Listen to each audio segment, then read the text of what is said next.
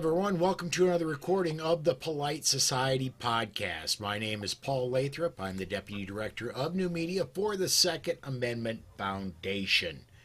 Joining me today from Eastern Ohio, Amanda Suffecool. She is, Amanda, I heard something, a rumor about you might be running for a board seat somewhere?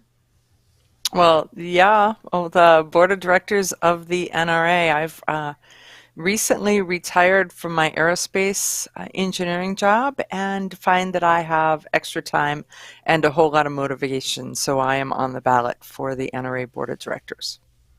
Very cool. Also, now joining me from southern Louisiana, and he's above the water. Both of us are above the water. Rob Morse of Self-Defense Gun Stories. Rob, anything you want to plug at the beginning of the show, man? No, I'm just glad to be back on. Let's dive in. All right, let's make sure I've got everything set up for social media feedback. And by the way, if you're catching us on the Polite Society podcast, Facebook or YouTube pages, you can comment directly on those feeds. I'll get those comments. We'll get them up. If you're catching us anywhere else, go to Twitter. Tweet with the hashtag PS Podcast. We'll get those almost as fast, and we'll discuss them on the air. No guest tonight, so let's go ahead and get things started. Masada, Ayub, if you guys are ready. And 5, 4, 3. Hey gang, this is Masada Ayub from the Pro Arms Podcast.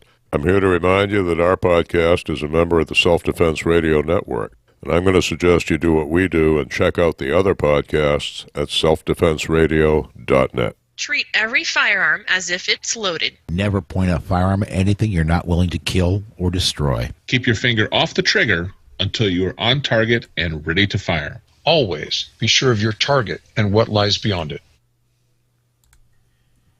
Hey everyone, welcome to welcome to the Second Amendment Foundation's Polite Society podcast. We're recording this on Wednesday, March the 1st, 2023. I'm Paul Lathrop. I'm Rob Morse, and on tonight's show, we'll talk about our colleague Rick Ector predicting the future of gun control in Michigan. And I'm Amanda Suffecool, and we're going to talk a little bit about the suggestion that the Department of Defense made to disarm soldiers until they're 25 years old, because, they're not grown-ups. So climb aboard. Strap in. And hang on. Episode 651 of the Second Amendment Foundation's Polite Society podcast starts right now.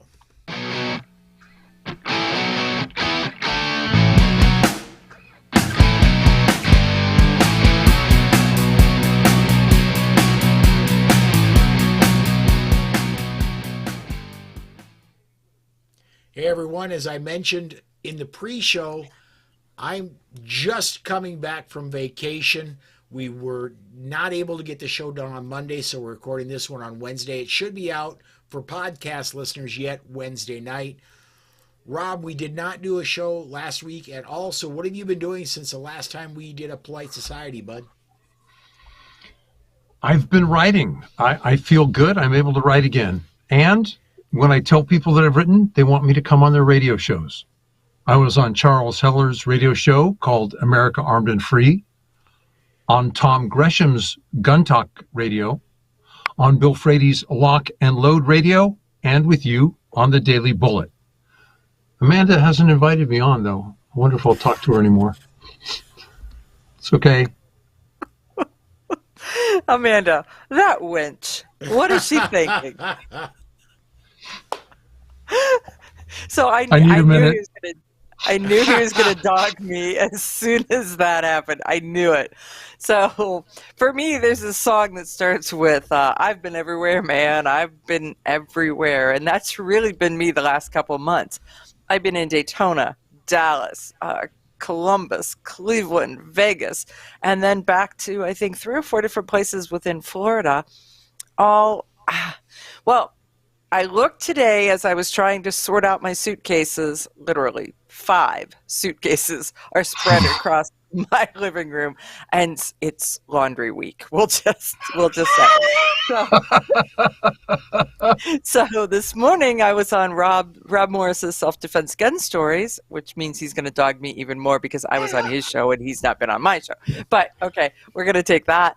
And I'm just keeping my feet moving as fast as I can in this run for the NRA Board of Directors, because the deadline for ballots to be in is the 26th of March. And so should I just do a public request to see if you want to be on the show on Sunday, Rob? Or are you going to be somewhere getting all underwater and wet? Yeah, this Sunday won't work, but we can push it back a week. I'd jump in a heartbeat. Okay. Well, please let me come on. Please let me come on, but not that Sunday. Have your people contact my people, and we'll get you on as soon as it's convenient for you. Oh, thank you. And I deserve that ribbing. It's perfect. Thank you. All right. So, Paul, what about you? Because you have just been, swimming and floating and on vacation. And, yeah. Is work interfering with your vacation, Paul? Let me give me just 1 second here, because I'm getting comments that my audio is a little low. I need to correct that. Did they tell you yet that every time you do a transition for screens, it all goes black and stays that way too? Yes, I'm aware of that. I can see that, and I need to turn my gain up here a little bit. There we go. And that's something when I changed my background behind me to a Virgin Islands background. That's something that I didn't get corrected, and I need to do that before we go live again. But and if you two talk enough, I may be able to get some of it corrected while we're on the air today. But us talk? Yeah, I went on vacation. We haven't done a show in 3 weeks. And that's because Susan and I went down to the U.S. Virgin Islands and spent a week down there. The first vacation we've had in 15 years where it didn't involve doing something for gun industry. Right. There we go. One thing I discovered is that the Virgin Islands gun laws, although they are technically a part of the United States, there's a lot of laws that just don't apply the same down there as they do up here. So Virgin Islands is supposedly shall issue, although just like New York and California, they do not recognize any state's concealed carry permit. So I did not carry for 1 week, and boy, that was weird. I'm telling you, man, I felt naked the whole week. Thank goodness I wasn't, but I felt that way. Yeah, you'll have to use some other tool, less than lethal, knife, Kubotan. Situational awareness and stay out of trouble to start with. Right. There you go. There is that. That's primarily what I practiced when I was down there. One thing I did find is that community is so incredibly friendly. I absolutely loved how friendly everything was down there. But it's not a place I don't think I could ever move. So anyway, that's kind of what's been going on with me. I did discover that I love Rob's world. I sink like a rusty pair of pliers when I get in the water. Oh, that world. Okay. Thank you. And I was able to, with a lot of experimentation, I was able to learn to snorkel when I was down there. And I absolutely love doing that. I'm thinking that a whole lot more vacations down there may happen, and it won't be 15 years, and I'll be spending most of my time under the water. So, ooh, now there's going to be two of you guys like that. Oh, I'm not retired though. Rob is officially retired from his job he did. Amanda, you're retired. I still have shows to produce every day. And they're not going to like me if I take a week off every month. After we sign off, we can talk about the Wrinkled podcast. Ooh. Oh, yeah. Oh, and there is something to be said. Been in the water that long. There is something to be said for middle of February and being in 81-degree temperatures and water temps of the high 70s. Mm-hmm. So, yeah. Before we go to break, I need to find this. And let's reload the damn thing. There we go. I want to talk about Self-Defense Radio Network. All your pro-freedom podcasts in one place. As you can see, we're up there. Self-Defense Gun Stories is up there. Eye on the Target Radio is up there. There's a total right now of 15 shows on the network. I know there are a few more shows that want to come on, but we're having to get all the I's dotted, the T's crossed before we can actually put them on the website. But more are to come. Go check it out at sdrn.us. For right now, I think we need to go to our first break, and then when we come back, we'll go to news, and we'll talk about everything that's gone on in the world in the past week in Second Amendment news. Hang on, everybody. We'll be right back right after ACLDN. This portion of the Polite Society podcast is brought to you by the Armed Citizens Legal Defense Network. If you carry a defensive handgun, you need protection from the aftermath of prosecution. Even if you do everything right, you can be the victim of an overzealous prosecutor or even be falsely accused. That is where the ACLDN comes in. They provide immediate assistance when you need it most. If you find yourself under arrest, they immediately pay bail money and the retainer for your attorney. Additional funds are available for trial and civil proceedings. Beyond the money, they have far and away the best team in the industry, providing you invaluable information and training DVDs that are included with your membership and who stand ready to work with your lawyer on your defense. People like Masad Ayub, John Farnham, James Fleming, Tom Gibbons, Emmanuel Capelson, Dennis Tuller, and led by Network President Marty Hayes. Initial membership is only $135 for your first year, and you get 8 incredible training DVDs and other educational material when you join. If you don't have tens of thousands of dollars to defend yourself at your disposal right now, you need to be a member of the ACLDN. Go to armedcitizensnetwork.org and become a member today. And please mention that you heard about them on the Polite Society podcast. Hey, and we're back. Let's go ahead and get into the news. Rob, if you don't mind, I'm going to hand this first one off to you. Good news out of West Virginia. Yeah, I like that. Isn't that cool? West Virginia Governor Jim Justice signed the Campus Self-Defense Act. That ensures that law-abiding concealed carry holders can exercise their right to self-defense when they visit or attend a college campus. The law allows carry permit holders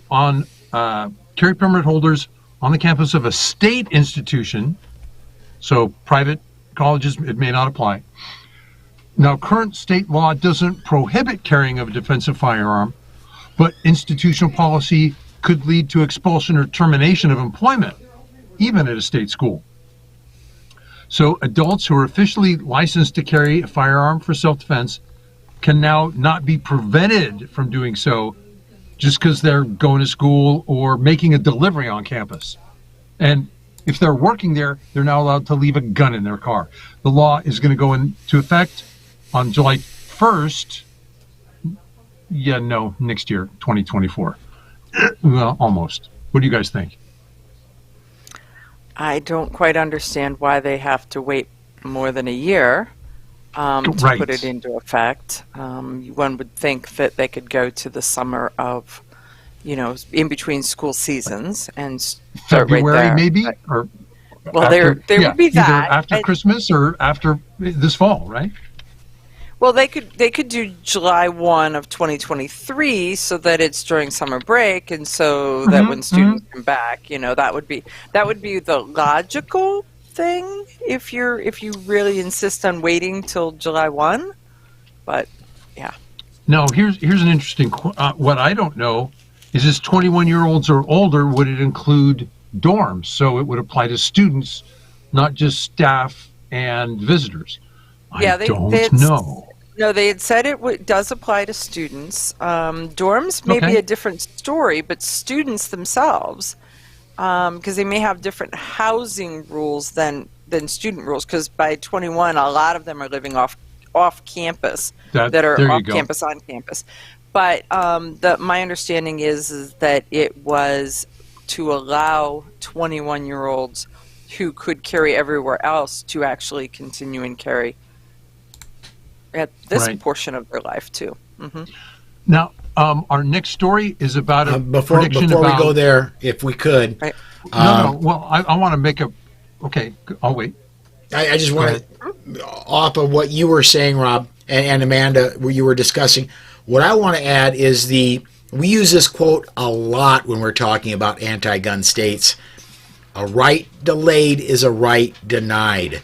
So, good move they're making this change.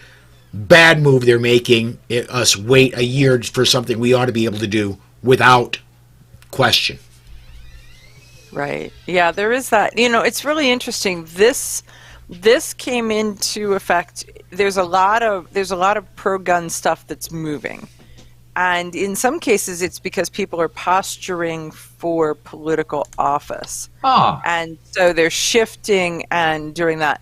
Did you guys hear that there's a rumor that Joe Manchin is going to toss his hat in the ring for president? I did hear that. He thinks that he's bipartisan enough. Independent. Well, maybe. Yeah, we'll see.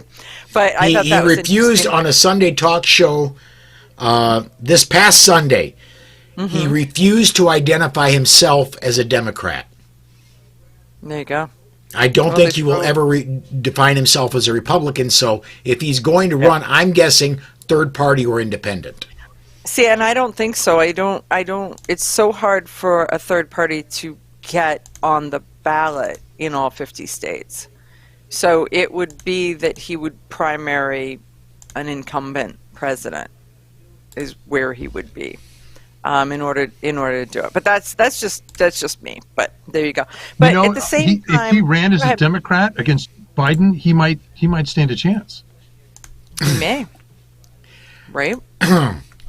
Yeah, because if Bugs Bunny ran against Joe Biden as a Democrat in 2 years, he might win. I don't think that would make it that they actually even have a Democrat running for it. But there you go.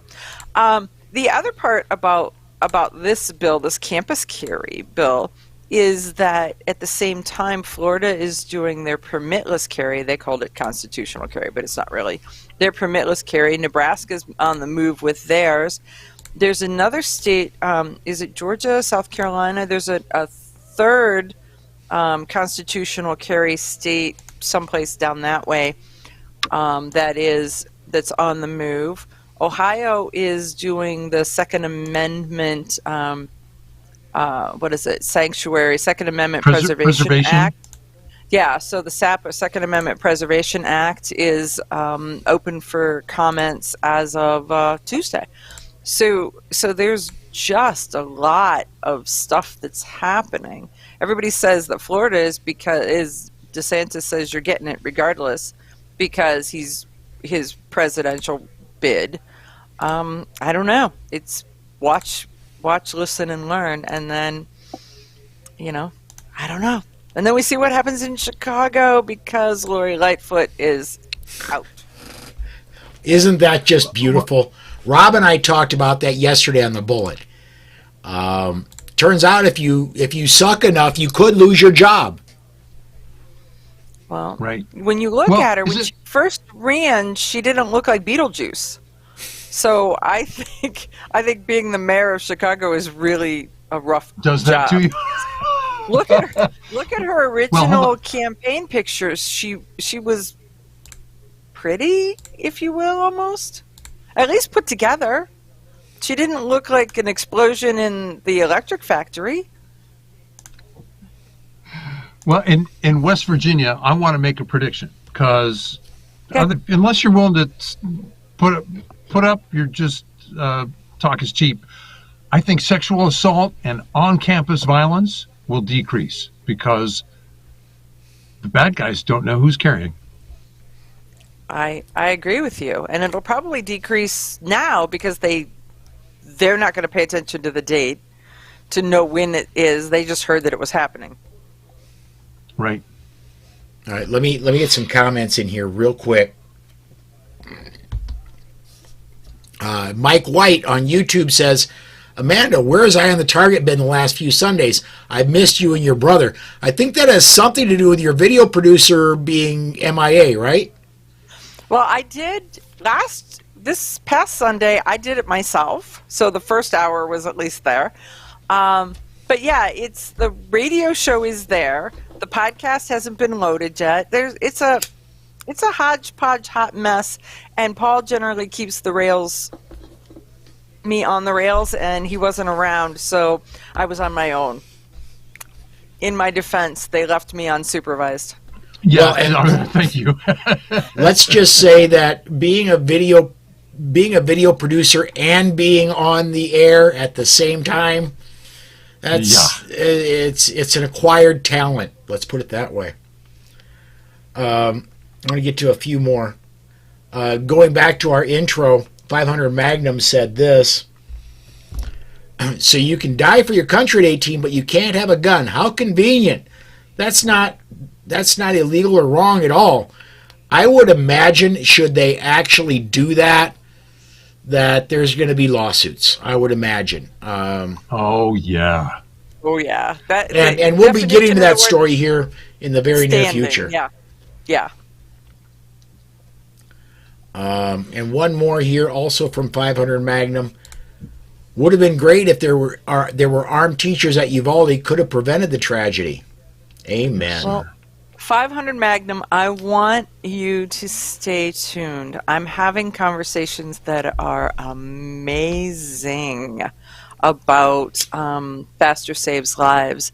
So here, I'll just roll this out here because it's we'll see. Keep your fingers crossed. But here's a piece of what's happening. When last year, when they passed the Safer's Community Act that was out of DC, and it was really a big pile of anti-gun bill and some hardening the schools and some mental health stuff. There's a section on hardening the schools that the Department of Justice coordinates those funds. It's written specifically in there that you cannot arm teachers with it, though.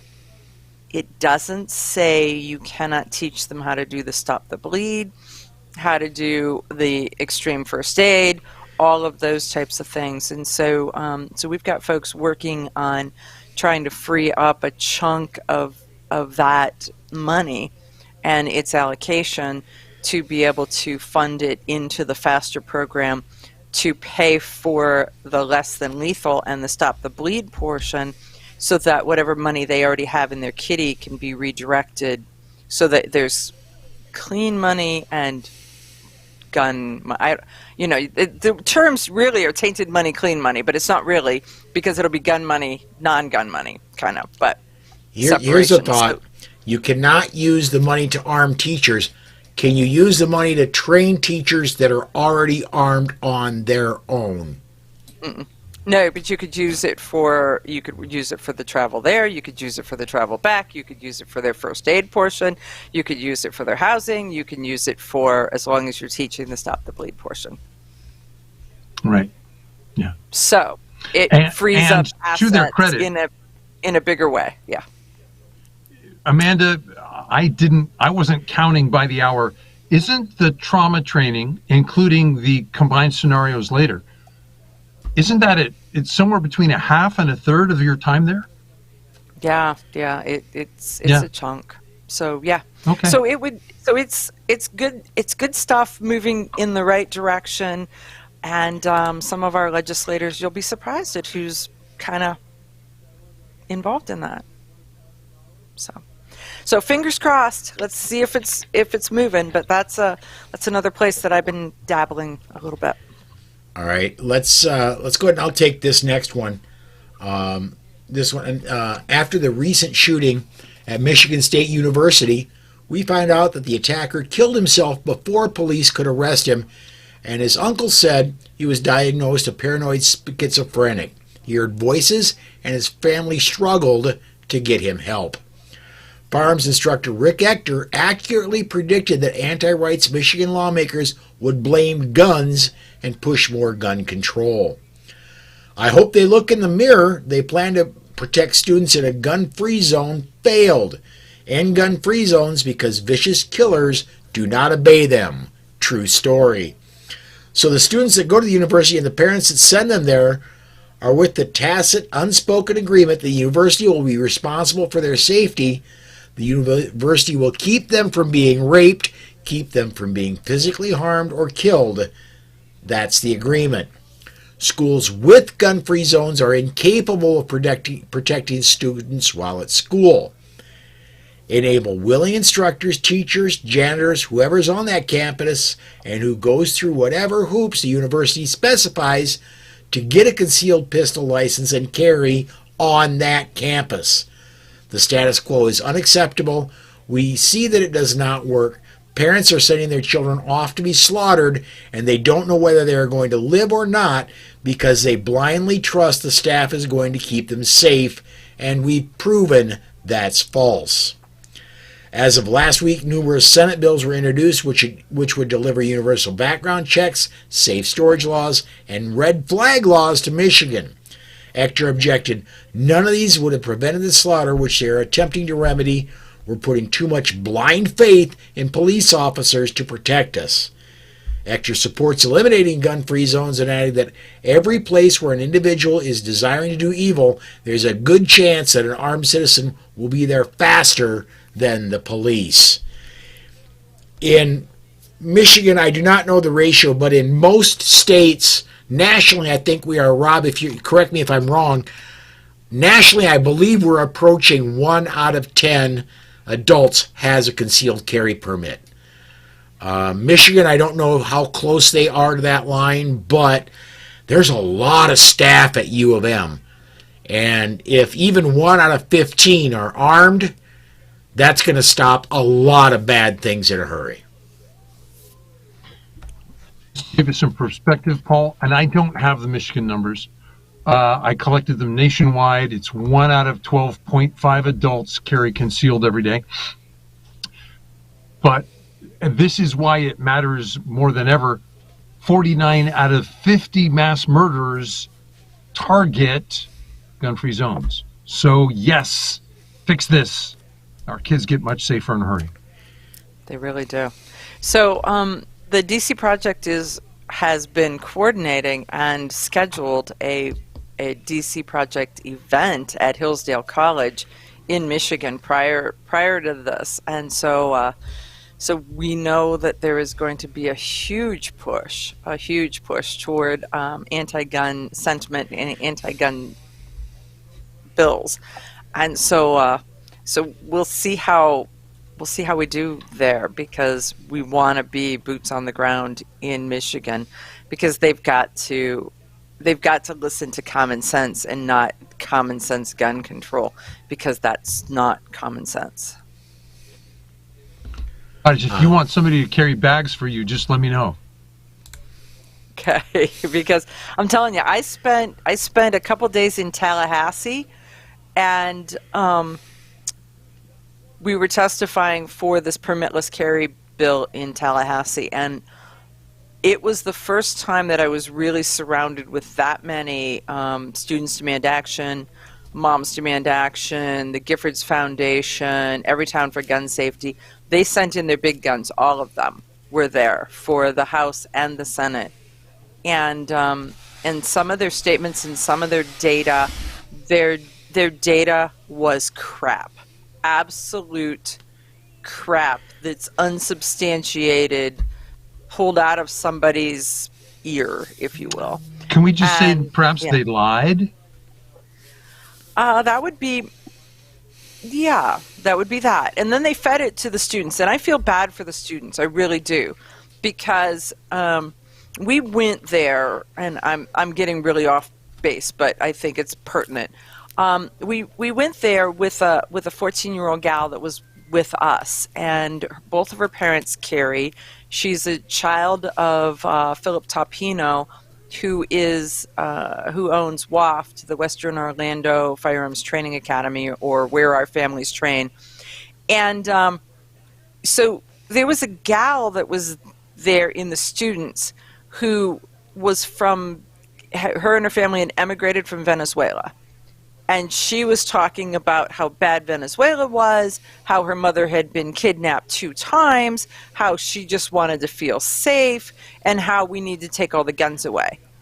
And we're like, they took all the guns away in Venezuela, which is why you weren't safe, which is why they could kidnap your mother twice, which was why and now you're coming here and you want this.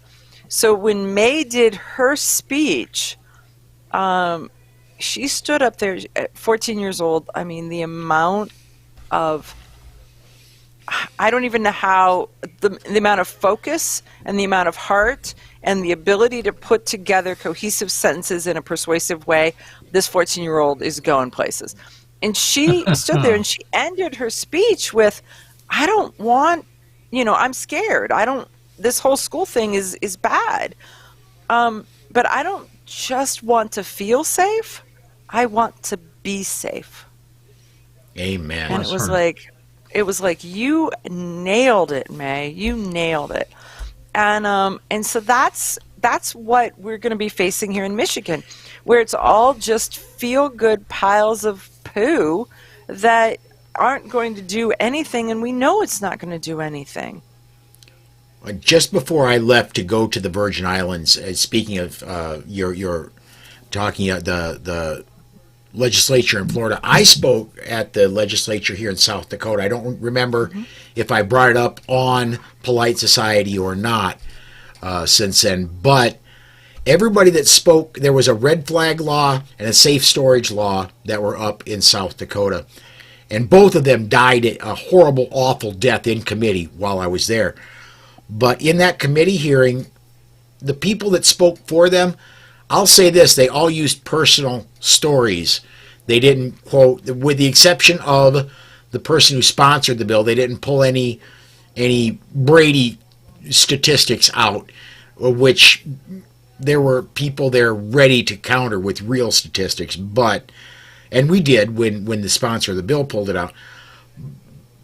I will give credit to the people that spoke for it. They obviously believed in what they were saying, and they used personal stories rather than some made-up statistic. And it's very hard to refute those, other than going straight to, look, these aren't going to do what you think they're going to do, which is basically what I said.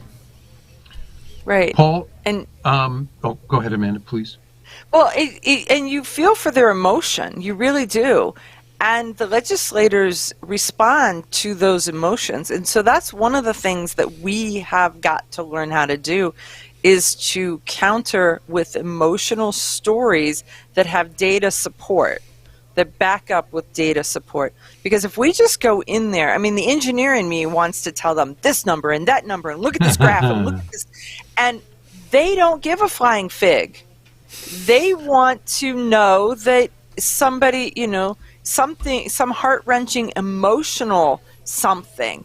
So you've got to really figure out, how do you draft this in a way that is softer and gentler, yet answers the question. All right, let's do this. We've got a lot more stories to come, but we're at the bottom of the hour. Rob. I talked over Rob, so. No, it's okay. To answer your point, if you go to the Faster Colorado classes, they have people who speak to the defenders in schools. One of them lost their son. The other one was a student. He's now a state legislator, and he's carrying around a bullet from the attack at the Aurora High School. So we have stories to tell. Good point, Amanda. We need to tell them. All right, let's go ahead and do a break. When we come back, we're going to get to that Department of Defense story, along with some other stories we've got. We're going to decide to break right now. You might be able to see my ugly mug while the commercial is on if you're watching us live. I think I got that all taken care of. At any rate, we're going to hear from The Complete Combatant. We'll be right back right after this. This portion of the Polite Society podcast is brought to you by The Complete Combatant. The Complete Combatant is designed for a broad base of citizens that range from students that don't own a gun on up to advanced students that train often. The Complete Combatant offers several different courses that build upon each other, from avoidance, using verbal commands, and preparing for contact, lethal versus non-lethal decisions, your 911 call, interacting with the police, to even dealing with the legal system in the aftermath. The Complete Combatant courses are a layered approach for all levels of experience that will walk you through all the many stages of decisions while developing a game plan tailored to your skills and your everyday carry. Please visit www.thecompletecombatant.com and make sure you mention this ad to receive 15% off. Again, that's www.thecompletecombatant.com and mention the ad for 15% off.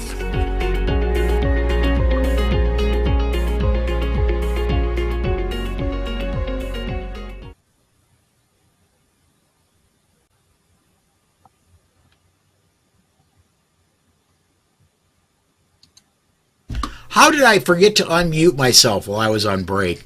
Welcome back to the Polite Society podcast. This is the second news segment.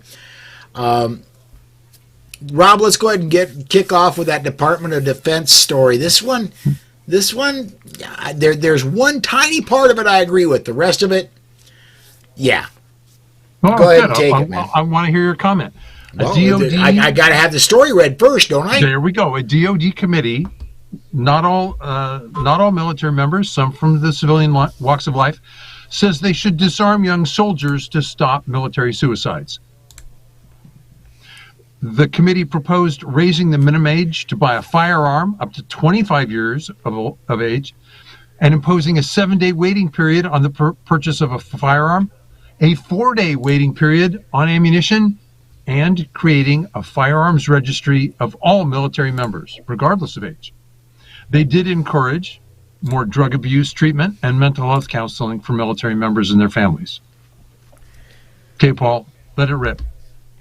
I'm going to say that I do agree with one tiny little part of that. Increased mental health care for our soldiers. Right. That's it. You when these kids are 18 years old, they sign up, you give them an M4, you give them an M16, you give them even bigger, some of these folks you train to fly jet fighters, you train them to drive and shoot tanks. If they're responsible enough to do it for our country, why can't they do it for themselves? I agree with the mental health, increased mental health care for members of the military. Let's face it, these folks we send out to go fight for us, they see horrific, awful things. Yes, get them the mental health help, but the rest of it, you're not doing any good. There were over 50 recommendations in this report. They were not prioritized, so that was. I mean, there were like low, medium, high priorities, but all 50 should have been ranked.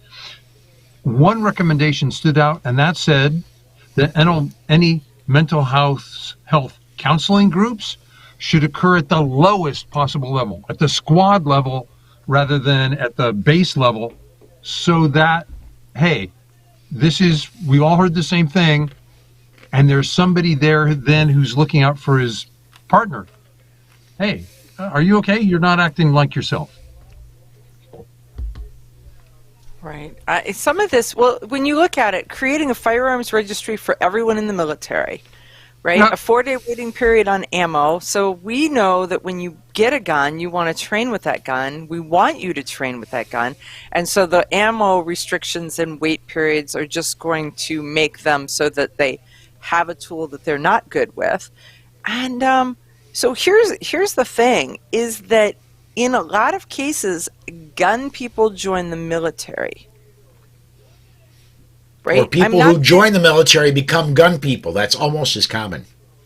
Yeah, but I think that a lot of people that are already somewhat friendly toward guns and jets and tanks and trucks and all of that find the military a path for them, and it fits them. And so if they are told, oh, by the way, we're going to, instead of being 18 years old and joining the military, we're now going to put a restriction, and so where everyone else can have a handgun at 21, we're going to penalize you because you joined the military, because we sent you off to war, because we then give you housing, but we pay you a small stipend. We're going to penalize you for 4 more years of being able to have gun ownership. The military is already struggling to get good people. Mm-hmm. So this will just drive that worse. It's sort of like listening to the police where they're sitting there going, okay, well, we'll handle this. Oh, by the way, we don't have enough people and we can't get enough people, but we don't want civilians to do any of this. We want the police to do it, but we can't get the police, so you're not getting it at all. Right. Yeah. Let me, if I could, I'm going to go back to some comments, and this comment came in way before break, and I want to get this one in. This comes from Gun Websites. Is there already / will they add a layer to FASTER to provide gun awareness training to kids? The Bloomberg paid-for.orgs are going after those funds and that angle to attack gun ownership. Could we ask him what he means by gun awareness? Is that like Eddie Eagle? What to do if you see an unsecured gun? Or, yeah, any of the gun. I mean, look at the stuff that Derek's doing in the KidSafe Foundation. Yeah. KidSafe, yeah. So, you know, any of that. There's some schools that have the Appleseed program, and even, you know, firearms sure. safety. Any of the. That's where I think that he's going. And no, but that doesn't mean that there couldn't be. And I actually think that's a good idea. Now's really the time to plant that seed, and I just picked up my pen.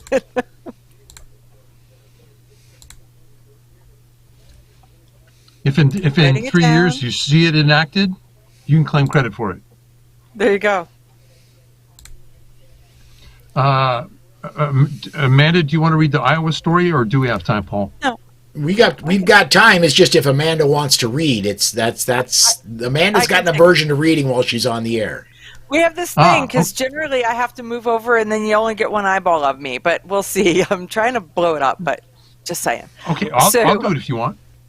Well, it's the whole glass is bifocal. I think it's small enough. I'll do it. So Iowa has introduced a bill that allows firearms to be locked in cars in school parking lots, and to conceal carry as you drop off or pick up passengers from your car. It also specifies that employees shall not be prohibited from lawfully carrying, transporting, or possessing firearms and ammunition if they are out of sight in private vehicles that are locked and parked in areas where employees are allowed to park. So let's tear this apart. So the first part is that Iowa just introduced a bill, Ohio has this, which says that the gun can go to school. It just cannot get out of the car. So it allows concealed carry holders to have a gun, put it in a lockbox if you're getting out, going to a sporting event, going to the school, or if you're going and picking up little Susie, little Johnny from school, you're allowed to drive into the school parking lot with your concealed carry gun. There's that. And then the second is that the employees are allowed to have a firearm, as I understand it, being able to have it locked in their car so that you're not disarming anybody who works at the school just for the simple ability that they work at the school and so they can't have a gun. I worked at a place where there was no guns in the parking lot. The company policy was if you had a gun in the parking lot, they could terminate you. And it was absolutely hysterically funny because across the street was another company that had the same policy for their employees. Neither company could control visitors or guests or other people who parked in their parking lot. They could only control employees. So I would park in their parking lot, they would park in my parking lot, and we would cross the street like the two sheepdogs in the cartoons, George, Ralph, and we went and when we went back, we knew exactly what we were doing and how we were doing it. So they parked in my parking spot, I parked in theirs. But it was another way to abide by the policies and skin the cat. So, Rob? I like it. Oh, yeah, one thing I wondered and didn't understand. If I can carry, was this only school employees? Can anybody leave their firearm in a school parking lot? Can anybody leave their firearm in a private company parking lot now? It was unclear to me. I got to read the bill more carefully. I don't know about Iowa's laws. I know that in Ohio they restricted it until they went back and modified the law. So they could say, anybody could say none in my parking lot, or no employee could have something in the parking lot, even if it was legal somewhere else. There's a distinction here between schools and private property. I honestly believe if you have private property, if you own a restaurant, you have every right to say no guns here, and I have every right not to go there. Correct. However, schools are publicly owned. I own part of that school. I believe you do not have the right to say I cannot carry there. In your car or in your... Period. I mean, honestly, again, this is not legally, this is morally. I don't believe you have the moral authority to tell me anywhere publicly owned that I can or cannot carry. Legally is another issue. But morally, I believe if I'm part of the general public, it's a public area, I ought to be able to carry there. I see, and I don't think they should be able to tell you can't have it in your car, in their parking lot, if they don't want you to have it in their store or restaurant, because you're right there somewhere. Right. And so, in effect, if they have it to where you can't have it in their parking lot, they have, in effect, disarmed you for your entire day. I think Arizona went so far as to say, of course you can disarm people who enter your facility. As long as you have secure storage, people can walk up, say, here's mine, you're responsible for it till I come back. Let's compare. Ooh. And Tennessee, I don't know whatever happened with this, but Rob, I remember Tennessee, we talked on Polite Society a few years ago about Tennessee having a law where if you disarm people coming into your place of business, you are now liable if they get injured in a crime, in a criminal act. So did they name that after Nikki Gozer? Because that really is exactly what happened to her and her husband. Yeah. All right. On to Illinois? Yeah, let's do that. Let's talk about it. Right, do you want to take that one? Sure, just because it tickles my funny bone. Train your legislators well before you release them in public. A bill would mandate any members of the Illinois General Assembly who wants to introduce a bill pertaining to firearms, magic words in quote there, they must first complete firearm training requirements covered under the Firearms Concealed Carry Act, meaning a carry permit, a range safety officer training class, and the basic firearms knowledge test. So I like that so much. Excuse me, could I see your permits, fellow legislator? Yeah. Or at least your training certifications. Yes. Yeah. Right? Yeah. I like that well enough that I'm going to share that. Can we get it? Can we get the city council in Columbus and Cleveland to be encumbered by that too? Oh, Just sorry. saying. We're down near the end of our next segment, but Amanda, I gotta ask you about this. We just on the bullet, an hour ago, a little over an hour ago, we're discussing this. Dan Waz and I were. In Columbus has a city ordinance that just went into effect saying you cannot own a 30-round mag. You must buy July 1st, I think it is, turn it into the police or get it out of the city or whatever. Or you could spend the minimum sentence, 180 days in jail without work release. Goes up to a year in jail if you're caught with a 30-round magazine after July 1st. I'm guessing that Buckeye Firearms has lawsuits about this. I heard there was a state lawsuit that the state of Ohio was suing Columbus. Any updates on any of that? So I don't have a ton of updates, but Ohio has a preemption law, and we have an activist judge who decided that it really didn't apply. And so we have an attorney general who I believe, this is just me being Carmack the Magnificent hat, I believe he's going to try to run for governor. And so he's going to push it. I mean, he's jumped on a lot of these anti-gun bills, and he's co-sponsored a pushback against them. So he's a pretty sharp pro-gun guy. So I think that the lesson learned out of this is pick your judges well, guys. Pay attention to the background and history of the judges when you vote for judges, because they don't have party affiliations and they lie. And so that's what they don't have public party affiliations. So you've got to look for the endorsements that you get, and you look for the slate cards when you go to pick judges, because this is what you get.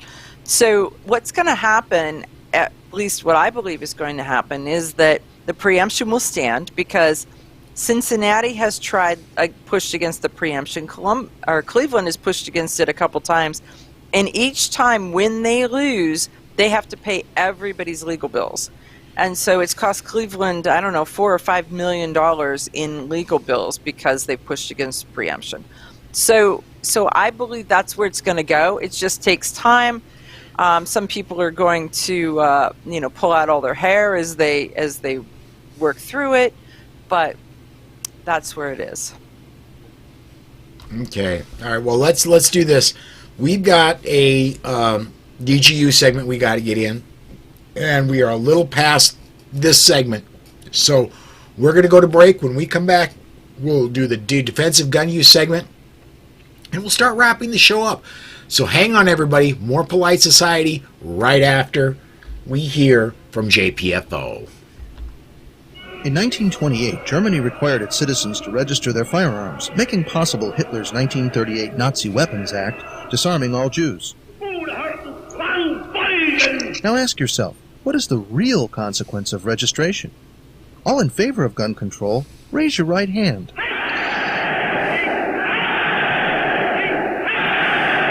Brought to you by Jews for the Preservation of Firearms Ownership, America's aggressive civil rights organization. JPFO.org.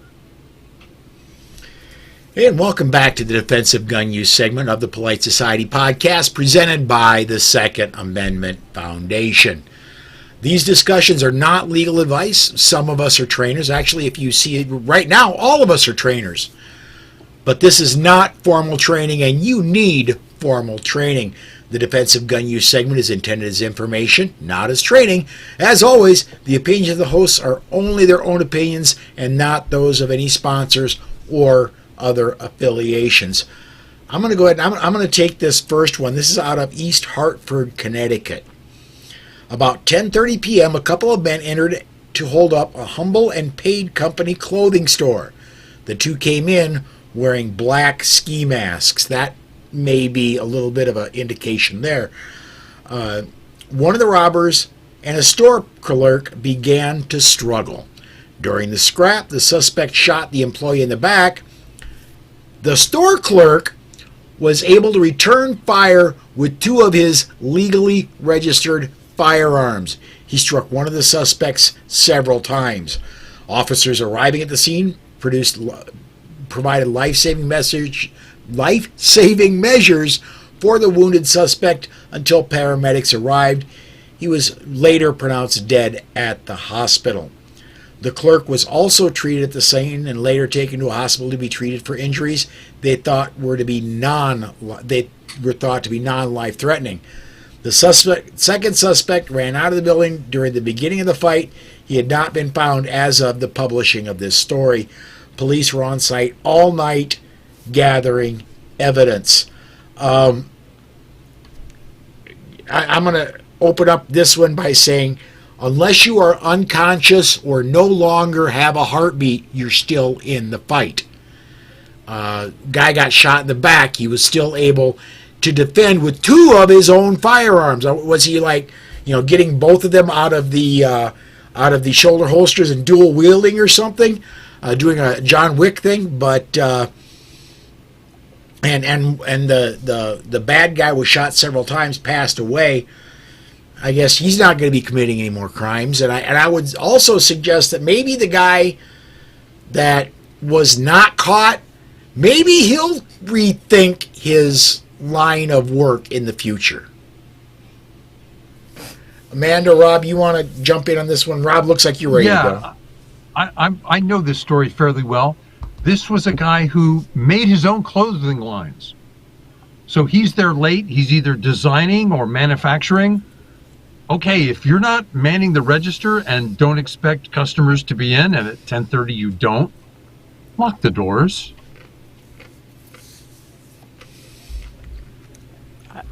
I don't disagree. The first thought that I got as we're reading the story was they came in wearing ski masks, and that in my head it was like, that black ski mask doesn't match the rest of your outfit. How dare you come into this? What are we trying to say here? Right. It's not a fashion statement that you're making here. But the guy with 2, and so here's an interesting piece. 2 of his legally registered firearms, because it is Connecticut. Not that he says they're carrying them, but he may just have them somewhere stashed in the store. We've all seen those. Yeah, oops. If you're going to stash a firearm in the store, may I suggest it be in a caliber of, say, 12 gauge? Well, there's that, or a fingerprint box kind of thing, so that you know that you have access and no one else does. So access is an issue, but it's so much better if you know exactly where it is if it's in your pants, and you know that no one else is touching it if it's in your pants. So at least one would hope so. One would hope. Well, and the issue is, if you've ever owned and run a store, you do everything. You're everywhere. You're not trapped behind that counter. There's too much to do. And every time you step away from that position, you've disarmed yourself. Yes. Exactly. Right. Absolutely, you have. On to Yakima? Yeah, looks like you signed up for that one, Rob. In the wake of the Bruin decision, gun prohibitionist states have been prohibiting the carry of firearms everywhere, including in parks. The only thing this does is put innocent people at risk. A 28-year-old man and his child were in a Yakima, Washington park. There's a 22-year-old man who approached them and starts verbally threatening the child's life. The father told the man to leave them alone, and then the adult tries to grab his kids and leave. Well, the aggressor refused to leave them alone, and then they started to argue with this adult about his child. The father took his gun out and shot the attacker. Now, this is the significant part. The Yakima police say that the father acted in self-defense. Now, the police may have say he claimed. No, they say he acted. Wow, that's got to be way over the line for a policeman to say that. What do you guys think? Yeah, I don't think that they get to say that until the prosecutor gets to say that, Right. Because the police officer's job is, I'm going to scoop you up and let somebody of higher authority than me say something, and oh, by the way, you're probably going to need a lawyer, and now you're going to need a babysitter, and we're going to have Child Protective Services take your kid, and you're going to be locked up, and oh, boy, by the way, it's on whatever day it is, and the judge can't come around until 3 days later, so enjoy the time using the public toilet. Yeah. Mm-hmm. Don't drop the soap. Now, here's okay, if someone touches my kid, or literally gets so close that they're within that kid's space, yelling in his face, and I put the kid behind me, and the guy won't leave my kid alone, keeps invading that space, no, that's assault. That's assault. And I think it's me legit. getting between, if he comes close when I keep stepping between him and my child, yeah, no, I can see where the police would say, sorry. No, I think in the end, it is legit, but I think that it's a torturous path to get there. The police to say that, yeah. And typically they wouldn't. It would be the DA. Right. Unless it is so cut and dry and clear. They don't get to say that. They don't get to say that. So, yeah. I mean, on to Tucson? Yeah. Yeah, well, let's go to Tucson. When is a bar fight not a bar fight? When it's an attempted active shooter event. We call that attempted mass murder. A man who'd been a customer at Famous Sam's Bar in Tucson had been kicked out for talking about the KKK and threatening people. He came back to the bar armed with a rifle.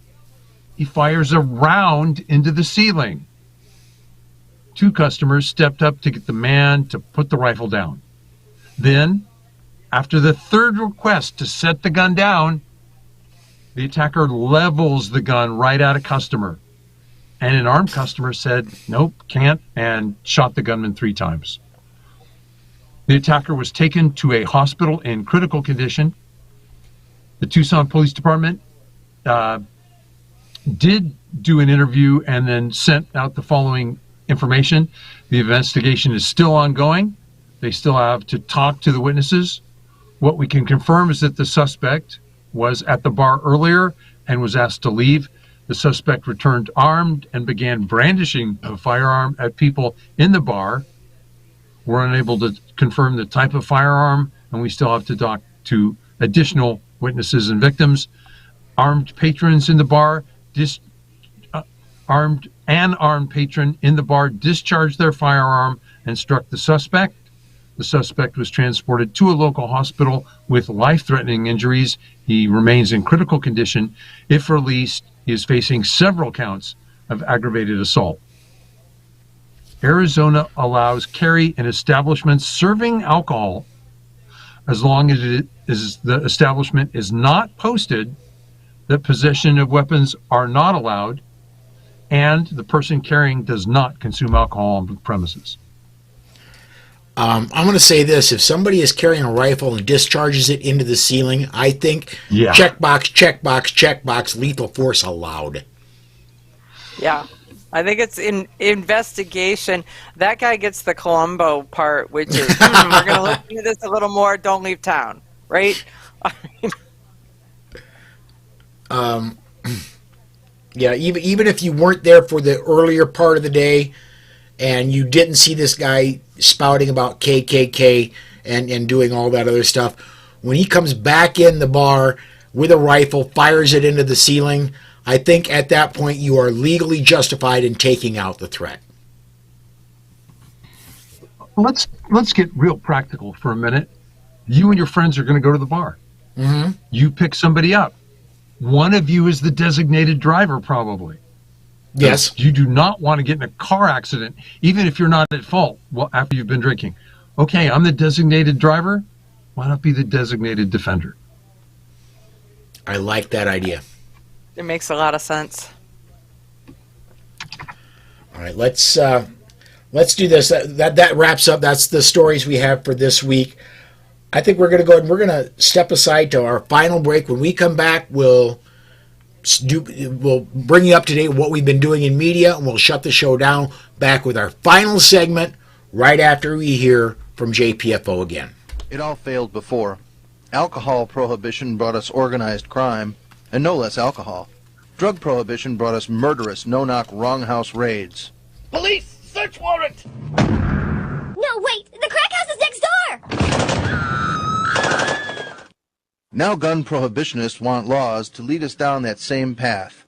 Don't Americans ever learn? Just ask yourself, isn't government the only beneficiary of police-state policies? Brought to you by Jews for the Preservation of Firearms Ownership. Information available at jpfo.org.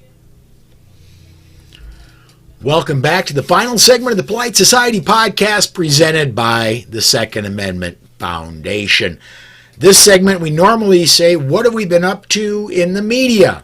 Rob, you are, among the people I work with, you are the most active in the media with writing and appearing on 83 different radio shows and your own podcast. What have you been up to in media since the last time we aired, man? And we've only got about 30 minutes. I mentioned the media appearances. I'm going to just talk about what I've been able to write. For several months, I wasn't healthy enough to write. My health is better. I can write again. I really have enjoyed it the last 2 weeks. So I've been busy. I wrote an article called A 99% Solution to Stop Mass Murders. Armed Defense, How Close is Too Close and How Soon is Too Soon. Is it hard? Oh, it is hard to defend bad law, magazine capacity bans in California. Why our Florida legislators need our help with constitutional carry. How hard is real armed defense? Everything matters in armed defense. And finally, teaching us to hate guns and despise gun owners. Those articles are up at Clash Daily, at Amoland, and at my blog, slowfacts.wordpress.com. Amanda, you're besides laundry, what have you been doing in the media? So, I've been doing my show. I've been guesting on a variety of shows. Last night I was on the consolidated show of Meet the Pressers and Charlie Cook with Riding Shotgun with Charlie. And because I'm running for the board of directors, I'm really trying to put myself out there. And in talking about the NRA, the board of directors run, and my thoughts associated with that. I'll be on another show tomorrow night. And let's see, then I testified in Tallahassee for the permitless carry bill that they did in both the House and the Senate. I taught at the Western Orlando Firearms Training Academy and the Ambassadors Academy for media and how to get yourself across and how to get the interviews and get the media and how to knock it out of the park when you do. One of my huge success stories was a last year student who I taught her how to put together her information sheet to promote who she was, what she was doing, why she believed that she was worthy of interviews. And she took it and went to SHOT Show and got more than 6 million impression interviews. So she got an interview that their following was this big. She got an interview, their following was this big.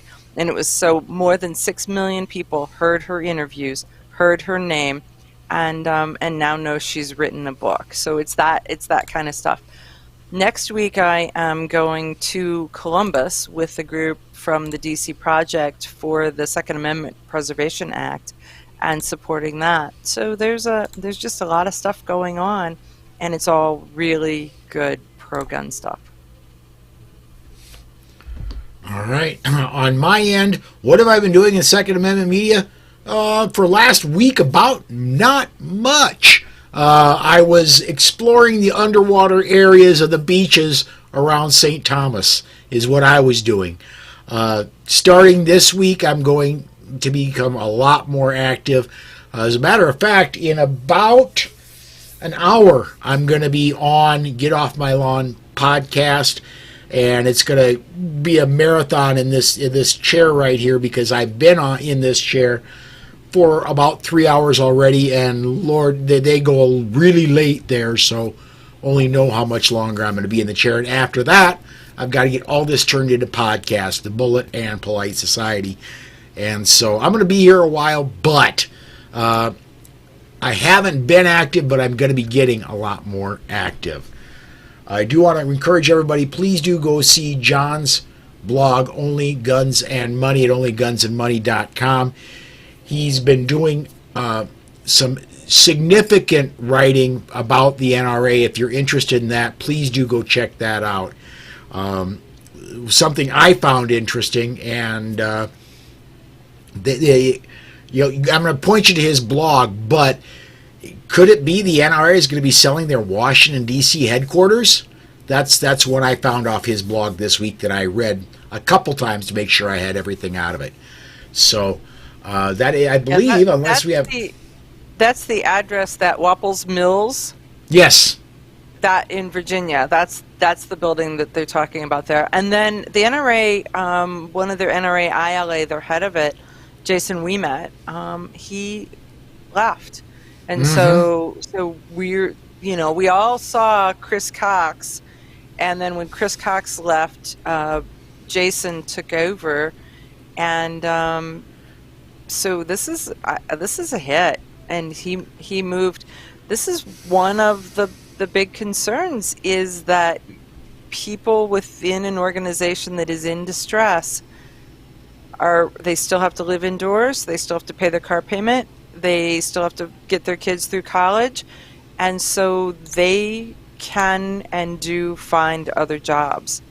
And so that's part of what I think we're seeing. Well, and Amanda, this Jason, you and I are familiar with Jason because he used to be the media contact for NRA. And then when Chris Cox left, he bumped up, and he was one of the good guys. He absolutely was one of the good guys. And so, yeah, that's going to be a hard one for the NRA to lose. I think it was a hit. Yeah. Want to get this one on the air. There are a few more I'll take when we go off the air, which won't be long now, but I want to get this comment on the air. Pete over at Gun and Websites asked, anything you have discovered while running for NRA board that has surprised you, Amanda? Not really, because before I decided to run, I really, I dig into things, and I look and I read and I listen. And so it's really trying to find where I think, I think that as a board member, the more mature you are on the board, the more opportunities you have. And so you look for what are you going to find is your little wheelhouse in the beginning as to where can you make a difference without stepping in and saying, okay, look at me, I'm coming to take over. And that's really not the case. I think that there's ways to adjust and cajole and get group synergy on things. But I really want to get involved in the publications, in the podcasting, in the radio, TV, because they pretty much let all that go with the divorce of Ackerman McQueen. And those conversations with that committee have been kind of interesting. And the other is different people's opinions of membership drives within the NRA and what a turnoff that is. And so that's probably the area that I'm probably going to try to dig into more, at least in the short term, is to, what are we doing to drive members away, and how can we stop that? All right. Well, I think at that point, I'm going to encourage everybody to go to Facebook. If you're a Facebook member, go to Facebook and look up Polite Society Podcast Listeners. There's an active discussion group there. It's a couple 300 strong of people that listen to the show. A lot of good discussion that go there. And by the way, that is a moderated group, so we don't allow any BS in there. Let's put it that way. That's just search Facebook for Polite Society Podcast Listeners. And I'm going to say that wraps up another episode of the Second Amendment Foundation's Polite Society Podcast. So for Amy, Dana, John, Susan, Amanda, Robin, Charlie, Carrie Ann, and Rob, Until next time, stay safe. Be aware. And we'll see you down the road.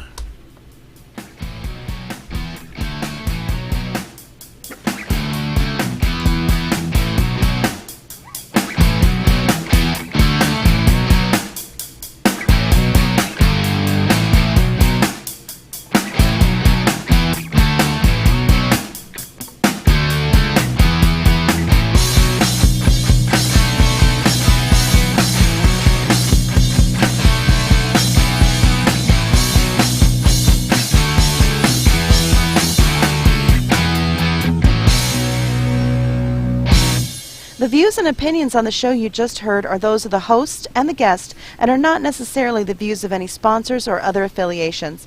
But hey, not everyone is as smart as we are. All right, that wraps up the recording. We're still live on stream. I want to get one comment in here.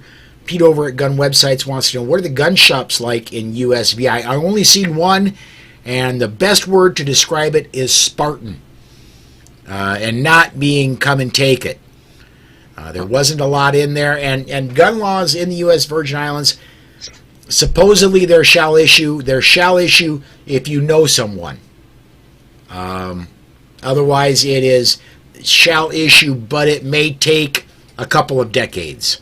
So since I'm not going to be, and you have to be a resident of St. Thomas to get, or St. John's to get a permit. Or St. Croix, I guess, although I did not go down there. Gun laws are, think New York on steroids. That's gun laws in the Virgin Islands. Yeah, I went inside one, but there were a few things on display, but they were locked, and no, you can't see it unless you actually have a purchase permit. So. That's and then let's see here. I think that about covers everything we should cover tonight. Everybody, thanks for watching, thanks for commenting, thanks for joining, and come join us again Monday night. Come join me Thursday and Friday for more of the Daily Bullet, and Saturday for the weekend edition of the Bullet. I'm going to shut this down. I'm going to stand up for 15 or 20 minutes, and then I'll get ready to join the folks over at Get Off My Lawn. So, thanks everybody. I'm going to shut the stream down.